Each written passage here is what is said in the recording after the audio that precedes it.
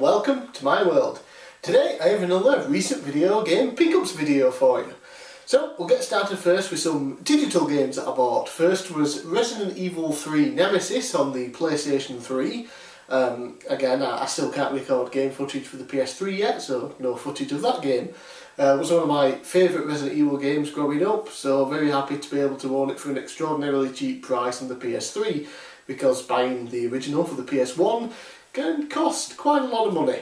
Then there was also WWE Championship Wrestling on the Wii U Virtual Console. I believe it was a SNES game. I've never heard of this wrestling game before. I've never seen it, so I'm assuming it's one of the many wrestling games that never actually got a European release. So that's just another one to add to my wrestling collection. And finally, also on the Wii U, is Paper Mario for the Nintendo 64.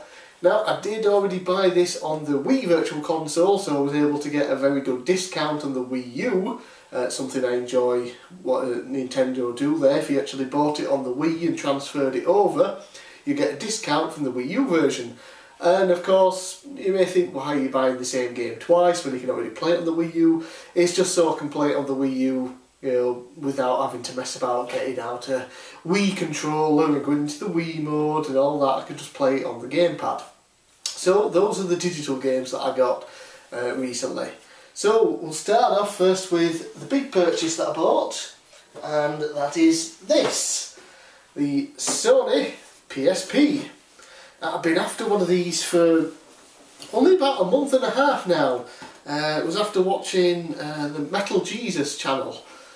He did a little review, retrospective video on the PSP, and you know, he mentioned how much he really enjoyed it and some of the games that were available for it, showing them off, and I thought, wow, you know, I've never really considered the PSP before as a potential purchase. And then I looked it up and I couldn't believe that how much the PSP had sold.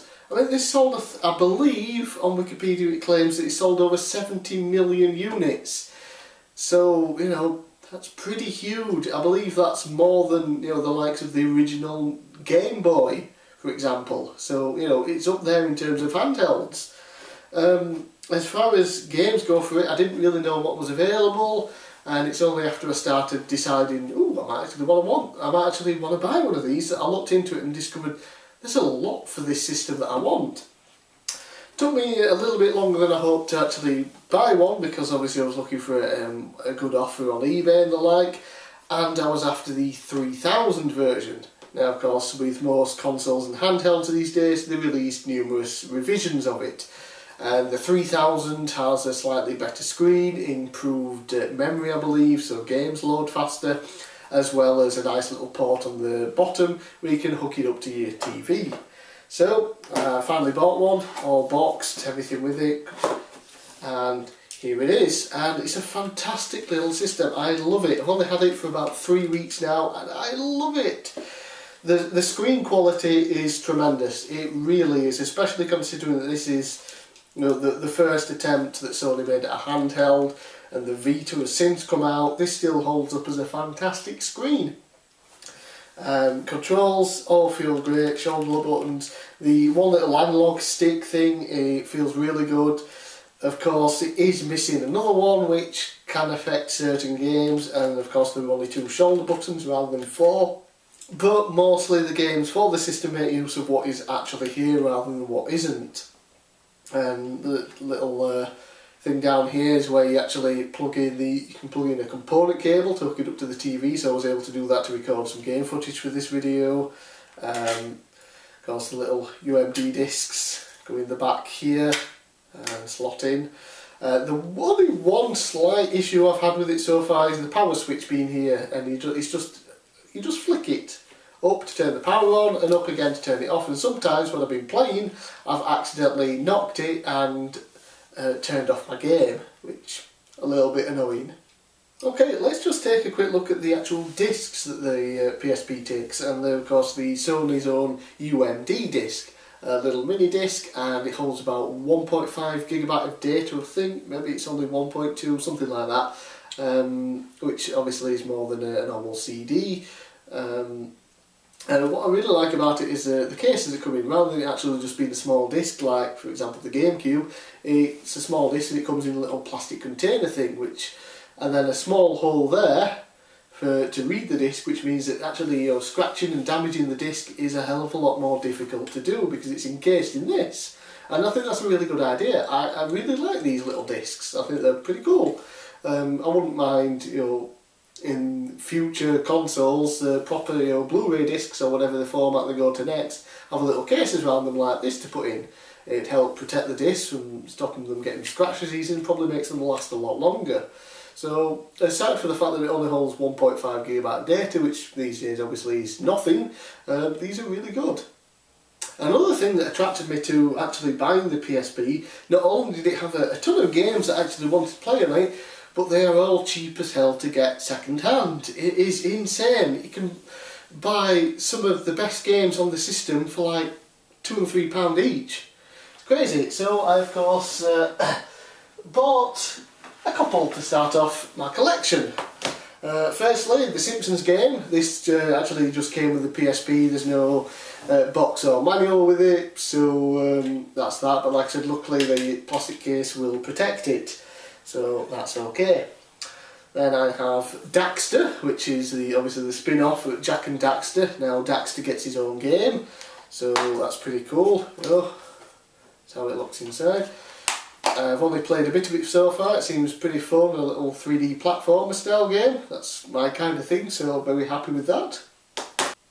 And then we have a Grand Theft Auto game that I think sort of passed by a lot of people because it was only available on handhelds, I believe, and only on the DS, and of course the PSP here. And that is Grand Theft Auto Chinatown Wars.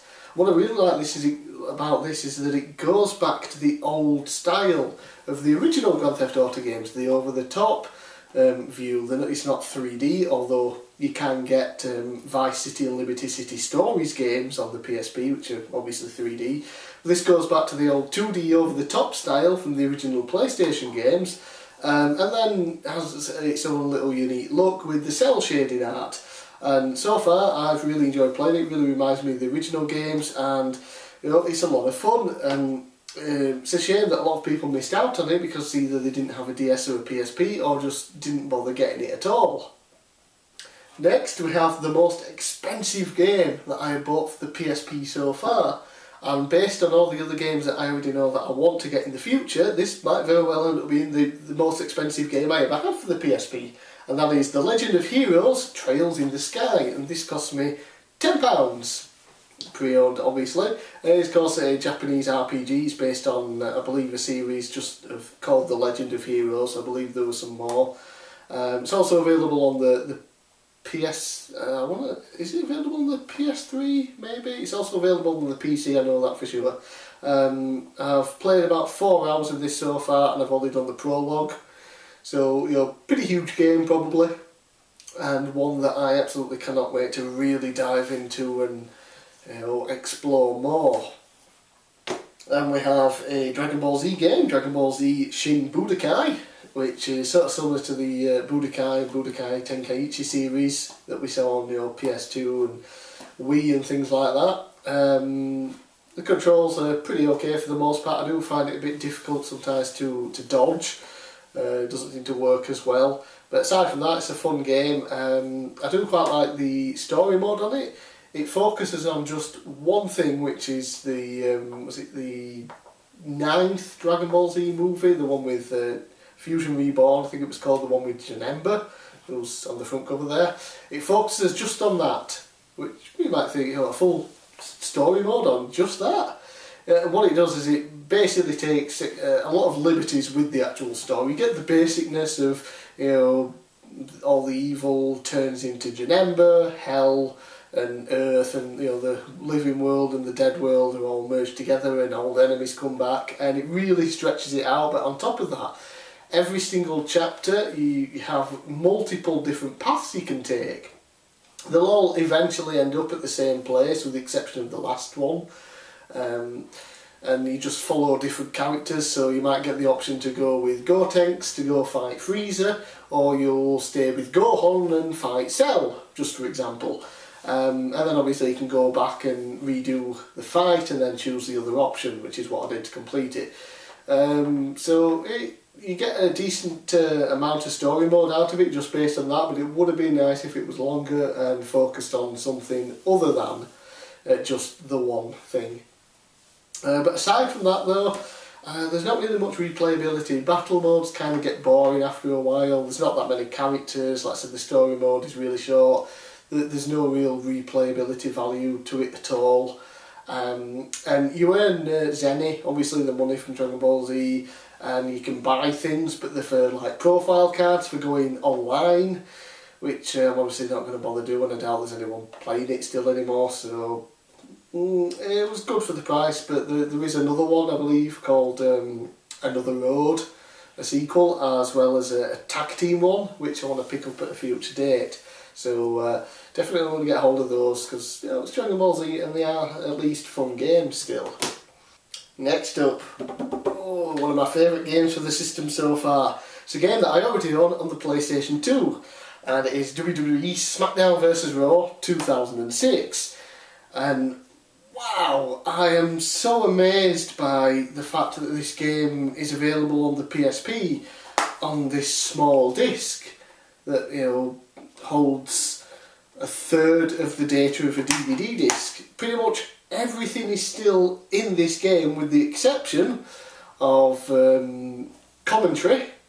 You do get a bit during cutscenes in the career mode, but you know, I think the lack of commentary is actually a good thing because the commentary is kind of terrible. And there's a lack of commentary tables. The tables aren't there, so you can't put them through tables. However, you can still get a table from under the ring and put them through. All the matches are there. Buried Alive is still there. The Elimination Chamber is still in there. Hell in a Cell, Royal Rumble. The career mode is still there. Both sides, Raw and SmackDown, which I've already gone through. You know, unlocked almost everyone and almost all the arenas. You know, built up my superstar, got up to full stats. And one of the main reasons that I'd really wanted this is that you can hook it up to your PS2. To the PS2 copy of the game and get Jake the Snake Roberts for it, because he was exclusive to the PSP version, and the only way to get him on the PS2 was to own both copies and hook them up. So that's something I definitely want to do in the future. I've had a lot of fun with this game already. I'm amazed by how well it translates onto the PSP system. It really is just like having a portable PlayStation 2. Next up, this game is good. Twisted Metal Head On. God, what a game. Basically, this ignores every game in the Twisted Metal series after Twisted Metal 2. This is basically just a sequel to Twisted Metal 2. And that's great, because pretty much all the Twisted Metal games after Twisted Metal 2 were shit, with the exception of Small Brawl, which was different, and the latest Twisted Metal reboot. This is very good. You've got all the classic characters there, a couple of new ones, you know, a bunch of stages. Some are very similar to the original Twisted Metal 2 levels on the PlayStation 1. You got the battle arenas and mode and things like that. All the weapons are there. There's cool little challenge modes as well. And you know, I've already been having a ton of fun with this game. The one PSP game that I got that was actually brand new and sealed, LittleBigPlanet. I own it for the PS3. And the only reason I got it for the PSP is because I saw it on eBay. $1.99, free delivery, brand new and sealed, from Argos of all places. They occasionally have like these really great deals on their own eBay store on there, and managed to pick this up, $1.99. You know, fun little game to own. It's cool to play on the go on the portable system, so that's why I got that. Next is Gangs of London. I looked this one up and it didn't have the best of reviews, but you know, I liked the look of it. It's kind of like a Grand Theft Auto game, but set in London. You've got numerous gangs in London. You've got the triads that are there. You've got Russians, things like that. Then you've got like the old style, British gangsters, the newer, young and up and coming ones, and you basically get to pick which gang you want and then do the story mode, helping that gang take over the streets of London. I've only played a little bit so far. The controls took me a little while to get used to, but it's quite fun. I'm enjoying it. It's no Grand Theft Auto, but it's still pretty fun. And next up is another 3D platformer. Again, it's something that I love, and it is Cow Challengers. I did used to think this was called KO, because that would have made sense. It's a kangaroo that punches things, KO. But no, according to the voice acting in the game, which is awful, he's called Cow. So that's that. Obviously I own the original on the Dreamcast, and then the sequel on the PS2, and then there's this one here for the PSP. It's just a 3D platformer. It's not the greatest example of one, but it's a fun little game from what I've played so far, if you can get past the awful voice acting. Oh, what a surprise, another 3D platformer. It's almost as if I love them or something. And of course, Ratchet and Clank Size Matters. Pretty sure this was released as well on the PS2, and I think that's what a lot of people were complaining about when I was looking up the PSP before I bought one, say, oh, all the games are just basically ports of PS2 games or spin-offs. It's like, well, yeah, it's a portable PlayStation. It's essentially a portable PS1/PS2. You know, it's great that you can get PS2 games on the go with it. You know, who cares if they're the same? You know, they're great. And spin-offs, why are you complaining about that? There's still new games, aren't there? You know, so I've already been playing this for a couple of hours, and it's just, you know, like any Ratchet and Clank game. It's great. And then finally, one of the spin-offs I mentioned, Secret Agent Clank. Jack and Daxter got their spin-off series with Daxter, and Ratchet and Clank get their spin-off with Secret Agent Clank, where you get to play as Clank, who's a secret agent obviously, tracking down the people who have set up Ratchet as a thief or something, and you get a bunch of different gadgets and things like that. There's your stealth aspects. I've only played a little bit of this so far, but it is very fun. And those are the games that I bought for it. Now, obviously the PSP doesn't just play games, it also plays movies. Sony obviously tried to make UMD movies a thing, and while it didn't really take off because a lot of the movies were the same price as DVDs, despite the fact lower quality because they're on a smaller screen, smaller disc, no bonus features and things like that, most people just didn't buy them. However, there were quite a few hundred films that were released, and not just that, they were genuinely good films a lot of the time. So I picked up a handful, because you could get these for about 50 pence each. Some lower, some a little bit higher.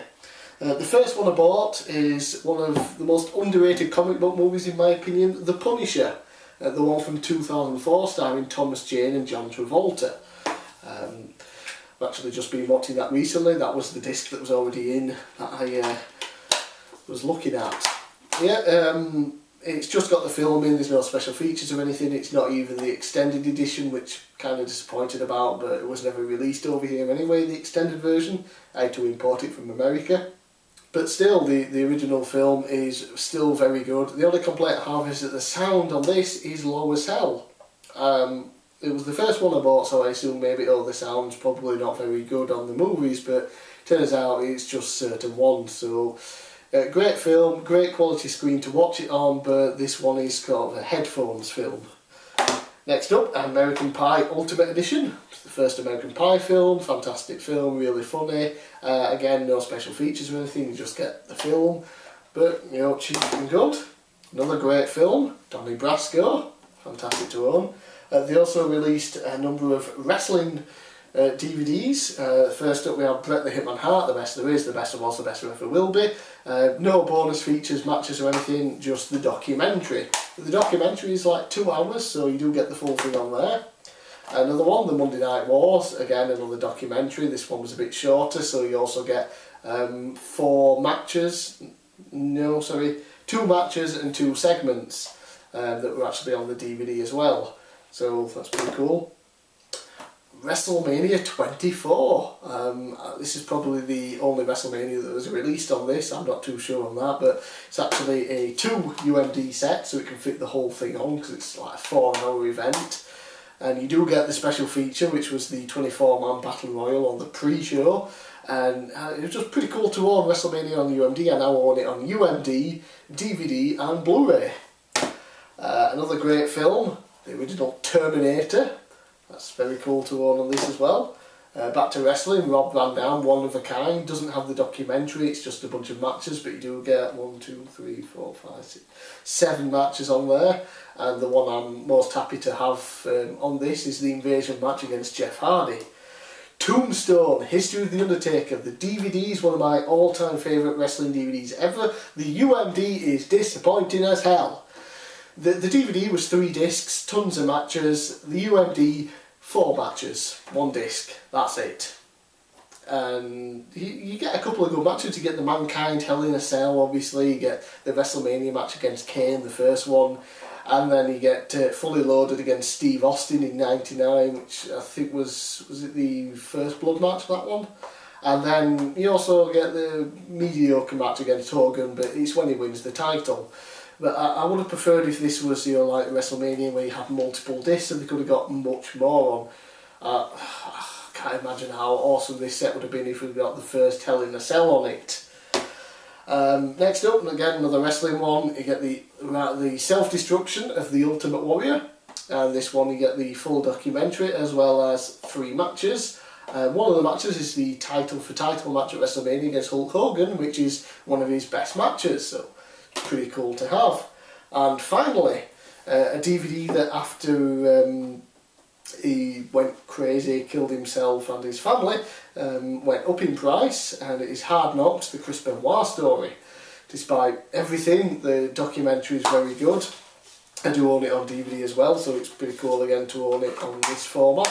You do only get 3 matches on here, and they're not the best matches from the set, but you get the full documentary as well. So those are the UMD movies I got.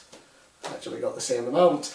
And in terms of games, I've probably got 1/3 of what I absolutely know I want, which may not sound a lot, you know, obviously there's only 2/3 more that I actually want out of a game with a system, with thousands of games I believe are out on it, but you know, that's just my personal opinion on what games. There are a ton of games out there that I know other people would absolutely love. So if you've never had a PSP, you know, find one cheap and then pick up a ton of games. There's loads for it. Have a look. Trust me, there is a lot. Okay, so we'll move on now from the PSP to handheld. Some more handheld, but Nintendo. Start off with the Game Boy Advance, Pokemon Sapphire. So, and our own Ruby and Sapphire. We just need Emerald from that generation. And a wrestling game for the Game Boy that only came out in America, I believe, and it's just WWF King of the Ring. So again, just for my wrestling collection. And then we'll move on to PlayStation 2 and the Nintendo Wii. Picked up Tony Hawk's Project 8.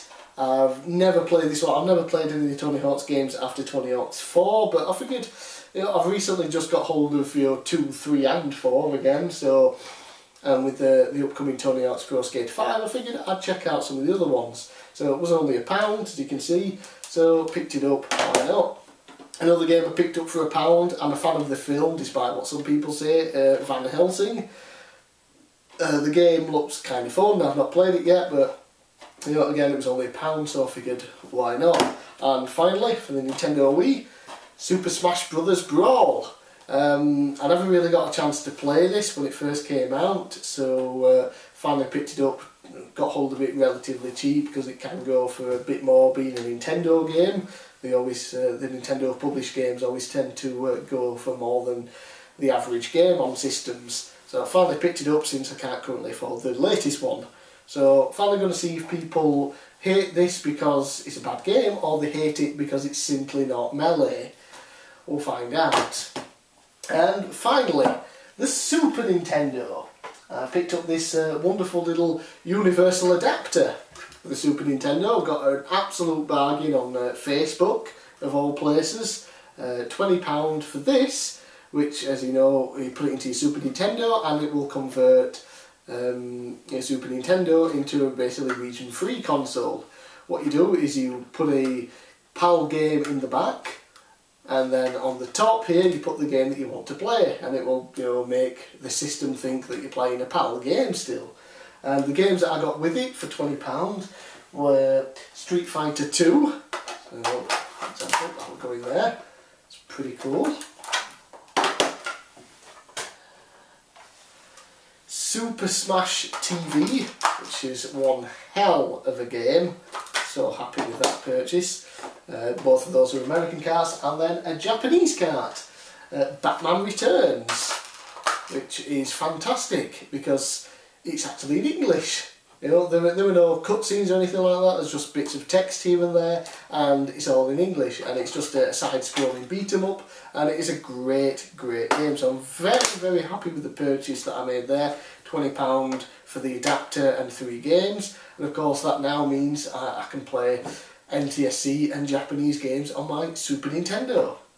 And that's everything for this video. I hope you enjoyed seeing the recent additions to my collection. I've had a ton of fun collecting these over the last month. I've had a ton of fun playing most of them. I can't wait to get through even more. So, you know, let me know in the comment section below what games you've picked up recently, or if you think some of these are really good, or if you think I shouldn't have bothered wasting my money on any of them. You know, I'd love to hear comments from everyone about anything to do with this video. So, I'm Big Cal, thanks for watching, I'll see you again next time.